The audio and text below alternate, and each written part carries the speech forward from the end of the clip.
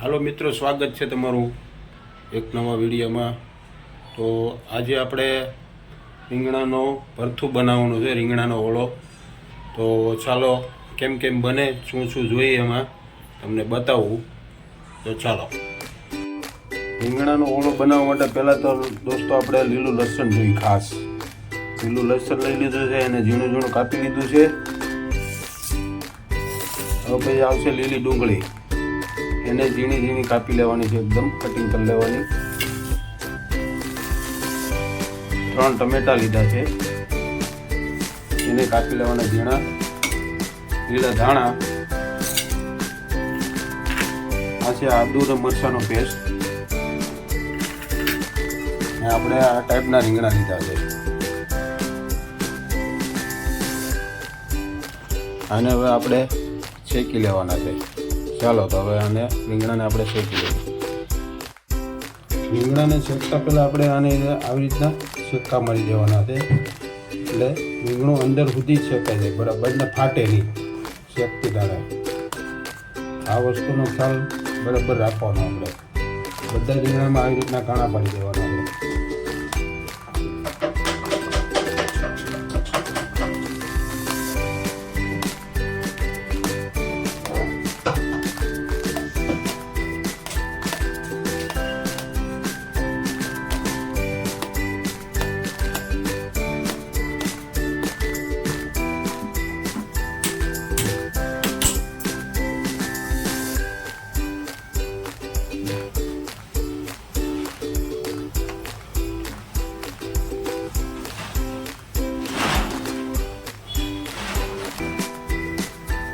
મિત્રો, આવી રીતના આપણે છે ને બધા રીંગણા શેકી લેવાના છે।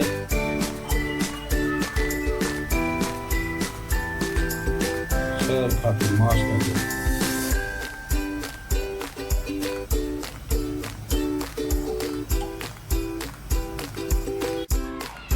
જો દોસ્તો, આપણા રીંગણા શેકાઈ ગયા છે, આને આપણે હવે ફટાફટ ચાલ ઉતારી નાખીએ।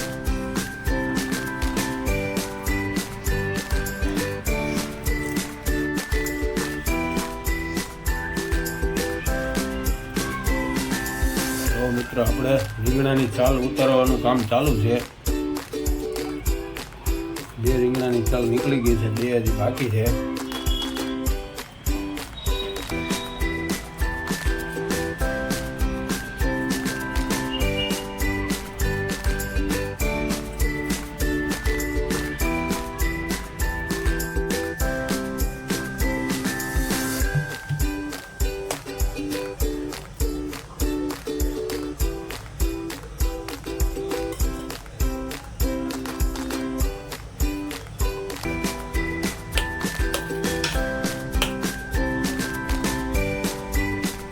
બરાબર શેકાઈ ગયા છે। જો દોસ્તો, રીંગણા આપણે અને પછી આવી રીતના ખોળીને જોઈ લેવાનું કે ખરાબ બરાબર હોય તો ખબર પડે એમાં।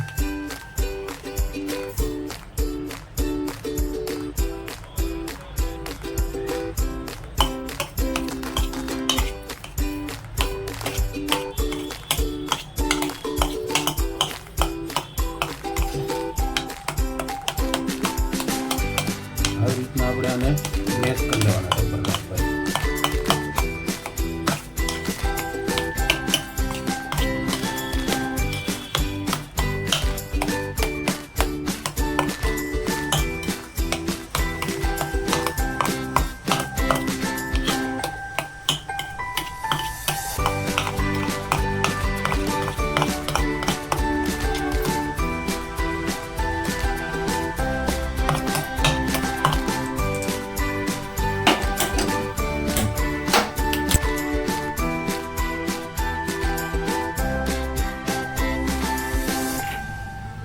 તેલ આપણું ગરમ થઈ ગયું છે મિત્રો, તો આપણે આ આદુ ને મરચાંનો પેસ્ટ પહેલા નાખી દઈએ।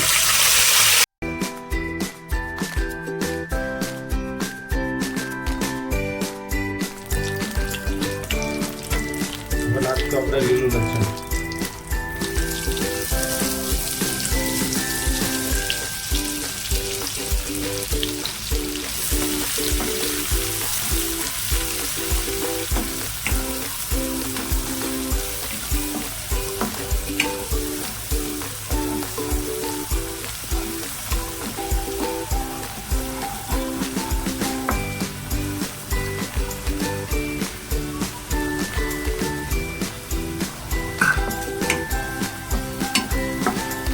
લસણને બરાબર આપણે શેકી લેવાનું છે.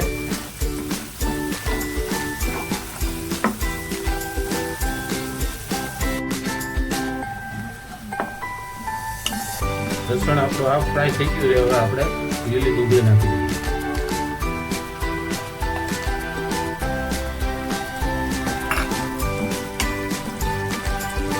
ડુંગળીને આપણે એવી રીતના ફ્રાય કરી લેવાની છે બરાબર.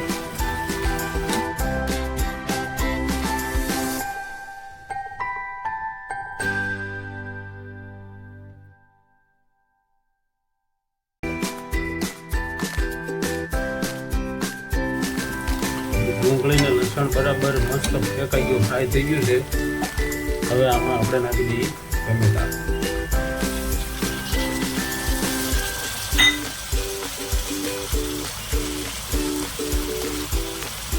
ટમેટા નાખીને આપણે હવે નાખવાનું છે નિમક.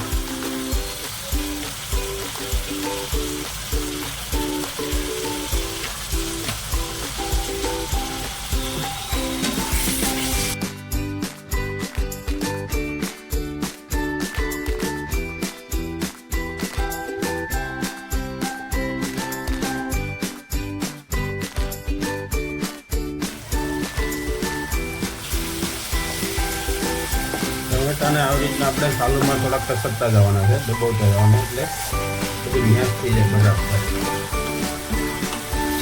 ટમાટર ગળી ગયા છે આપણા બધા. હવે બાકીના મસાલા આપણે આમાં એડ કરીએ.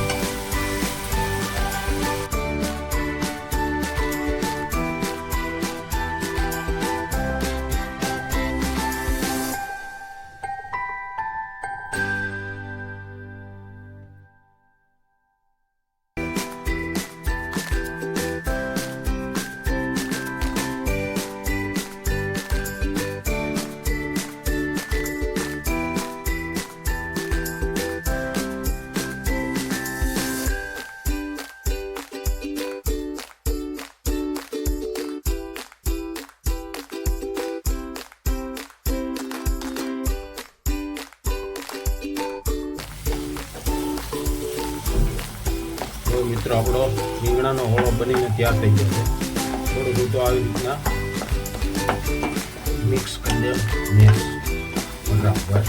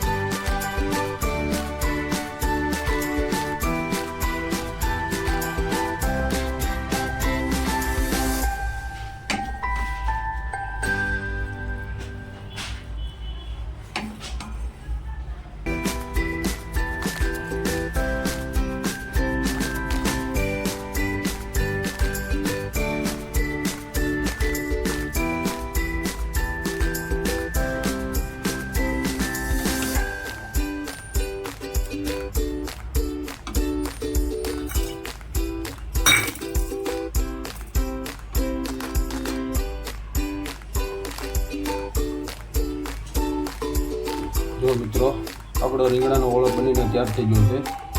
તો દોસ્તો આ તો આજનો મારો વિડીયો પસંદ આવે લાઈક કરજો, શેર કરજો, મારી ચેનલને સબસ્ક્રાઈબ કરી દેજો. Thank you for watching. By.